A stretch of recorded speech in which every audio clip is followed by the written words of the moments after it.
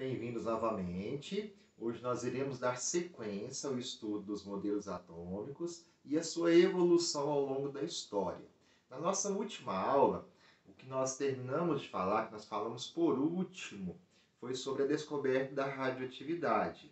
Então nós vimos que um cientista francês, Antoine Becquerel, ele descobriu que alguns elementos químicos, que alguns átomos emitiam de forma natural para o ambiente partículas. Essas partículas, os prótons.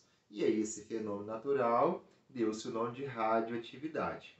E aí nós vimos também que o cientista neozelandês Ernest Rutherford, aproveitando desse conhecimento da existência da radioatividade e já sabendo como manipular a radioatividade, ele fez um experimento para investigar algumas características dos átomos e comprovar uma tese que dentro do átomo haviam espaços vazios. Então nós vimos que Rutherford fez esse experimento, ele conseguiu comprovar a existência de espaços vazios dentro do átomo, onde ele lançou radiação contra uma folha de ouro e observou que parte dessa radiação ela era refletida e uma outra parte conseguia atravessar a folha de ouro. Então, o que ele constatou?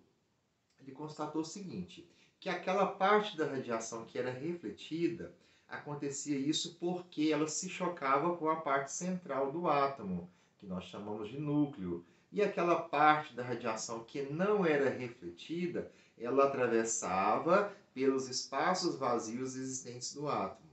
Então, ele conseguiu explicar esse fenômeno dessa maneira. Então, concluiu-se com seu experimento que realmente dentro dos átomos há espaços vazios. Então nós paramos por aqui. Então Ernest Rutherford, ele trouxe uma contribuição para o conhecimento atômico muito grande. E aí o que acontece? Então surgiu a partir de então um novo modelo atômico, onde considerava-se a existência dos espaços, de espaços vazios dentro do átomo. E ali, seguido, houve um outro cientista, só que dessa vez dinamarquês, chamado Niels Bohr. Ele, aprofundando esse conhecimento descoberto por Rutherford e todo o conhecimento que já vinha de trás sobre os átomos, ele aperfeiçoou esse modelo atômico do Rutherford. E aí surgiu então o modelo atômico chamado de modelo atômico Rutherford-Bohr. Por que Rutherford-Bohr? Porque ele agregou conhecimento, trago por Rutherford, mas também trago por Niels Bohr. Então nós temos esse modelo, Rutherford-Bohr. Hoje existem outros modelos atômicos, mais detalhados e mais avançados, mas de forma didática nós não usamos ele. Então nós vamos usar sempre o modelo atômico Rutherford-Bohr. Por quê? Porque ele traz uma informação correta sobre a estrutura atômica, sobre o funcionamento básico do átomo. Então, de forma didática, ele é de fácil compreensão. Então, nós vamos trabalhar sempre com o modelo atômico Rutherford-Bohr, onde nós vamos observar aqui. Então, de acordo com o modelo atômico Rutherford-Bohr, o que acontece? Nós vamos ter uma parte central, uma parte com maior massa no átomo, nós chamamos de núcleo, depois nós iremos falar sobre isso. E nós vamos ter uma outra parte, uma área gravitacional, onde em volta ficam outras partículas pequenas. Então, essa parte central, o núcleo, ela é composta por partículas de carga positiva, que são os prótons, que foi descoberto lá nos estudos de Thomson, por uma equipe de pesquisadores que eram coordenados por Thomson. E em volta ficavam os elétrons, Então, em volta ficam os elétrons, partículas elétricas de carga negativa. Então, ficam girando, ficam orbitando ali essa parte central do átomo. Então, esse modelo é um modelo que se aproxima mais da realidade de um átomo que nós conhecemos. Só que esse conhecimento ele não parou por aí, como eu disse para vocês. Houveram vários outros modelos atômicos que surgiram depois, trazendo o funcionamento mais detalhado do átomo, a estrutura mais detalhada do átomo. Mas aí, o que acontece? Lá no século XIX, século XX, nós tivemos um outro cientista, um cientista inglês, chamado James Chadwick, que ele descobriu a existência de uma terceira partícula na constituição do átomo. Então, olha só para vocês verem que interessante. Até então, sabia-se que o átomo ele era formado por dois tipos de partículas. Um tipo de partícula de carga positiva, que deu-se o nome de próton. Um outro tipo de partícula de carga elétrica, de carga negativa, que deu-se o nome de elétron. Então, até então, achava-se que o átomo era constituído por apenas essas duas partículas. Mas aí James Chadwick ele descobriu a existência dessa terceira partícula na constituição do átomo. E estudando, nos seus estudos, ele observou que essa terceira partícula existente, ela era muito parecida com o próton, são muito parecidas, possuem a massa muito próxima, não exatamente igual, mas muito parecida com a massa do próton, porém tinha uma diferença. Essa terceira partícula que ele descobriu é uma partícula que não tem carga elétrica. Então ela não tinha carga elétrica. Ela não era nem negativa, nem positiva. Devido a essa característica, deu-se o nome a essa partícula de nêutron. Então, nós temos aqui, isso ocorreu em 1932, a descoberta dessa terceira partícula atômica, que não possui carga elétrica, que deu-se o nome de nêutron, tá? Então ela chama-se nêutron devido a essa característica, ou seja, carga neutra, ela não possui carga elétrica. Então isso também trouxe uma contribuição ao estudo do átomo. Então através desse conhecimento, aperfeiçoou o modelo Rutherford-Bohr, que exemplifica, que representa a estrutura atômica. Então nós vamos ter dessa forma, uma parte central. Então, o átomo é formado por uma parte central. Nessa parte central, há a existência de dois tipos de partículas. Uma que nós já havíamos descoberto que são os prótons, de carga elétrica positiva. Mas junto aos prótons ficam também essa terceira partícula que eu acabei de falar com vocês, que são os nêutrons, partículas sem carga elétrica, nem positiva nem negativa, neutra. Então, elas ficam juntas formando essa parte maciça do átomo, que nós chamamos de núcleo. E em volta dessa estrutura maciça, desse núcleo, ficam os elétrons, que são partículas negativas, orbitando essa parte central. Então, nós temos aqui o modelo atômico Rutherford-Bohr atualizado, com a presença dos elétrons, dos prótons e dos nêutrons. Então, guarde bem esse nome. Tem que guardar bem esses nomes. Elétrons, prótons e nêutrons são nomes da química básica, são nomes básicos da química, que vão estar com vocês até o final do ensino médio e talvez na universidade, no ensino superior, dependendo daquilo que vocês forem cursar. Por exemplo, se forem estudar qualquer curso da área de engenharia civil, engenharia química, engenharia elétrica, e várias outras áreas da engenharia, cursos da área de medicina, cursos da área de ciências da natureza. Então, há muitos cursos superiores que vocês ainda vão estudar esses termos, mas até o final do ensino médio,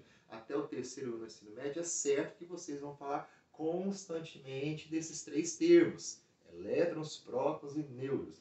Então, é a parte básica da química, é a estrutura básica do átomo. Então, isso não pode esquecer, ok? Aí, o que acontece? Nós estamos observando aqui, em volta do núcleo, essas elipses, essa forma geométrica que nós chamamos de elipse. Só que essas linhas aqui, elas não existem de verdade. Essas linhas, elas são imaginárias, Nós chamamos isso aqui de órbita, O que acontece? Por que nós colocamos elas ali? Então, se elas são imaginárias, se elas não existem? Porque elas estão exemplificando o caminho por onde os elétrons orbitam em volta do núcleo. Ou seja, os elétrons estão aqui em volta do núcleo, mas eles não estão parados, eles estão orbitando, eles estão girando. Então, eles ficam girando aqui, continuamente. Só que as órbitas, cada os elétrons que constituem os átomos, que fazem parte da estrutura atômica, eles não orbitam a mesma órbita, eles não se movimentam no mesmo caminho. E essas órbitas, elas têm tamanhos diferentes, eles têm comprimentos diferentes. Tudo isso a gente vai estudar para frente de uma maneira mais detalhada. Mas o que tem que se saber então? Você tem que saber que os elétrons não estão parados, eles estão se movimentando ao redor do núcleo constantemente. Então o átomo ele vai funcionar dessa maneira, tá? Então é assim que o átomo ele funciona basicamente, ok? E aí o que acontece? Essa estrutura atômica ela é dividida em duas partes, para fins de estudo, para fins de entendimento. Então nós temos essa parte central aqui, constituída pelos prótons e pelos nêutrons, que nós chamamos de núcleo. Então essa região é chamada de núcleo.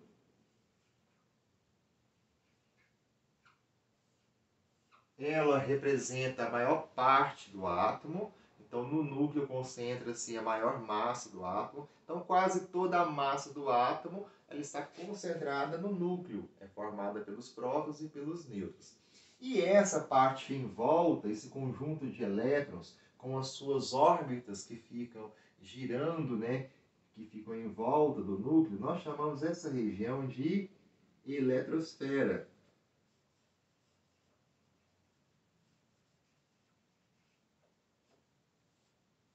Então, um nome bem tranquilo de guardar, né? Eletrosfera lembra elétron, então é tranquilo a gente guardar, é bem sugestivo.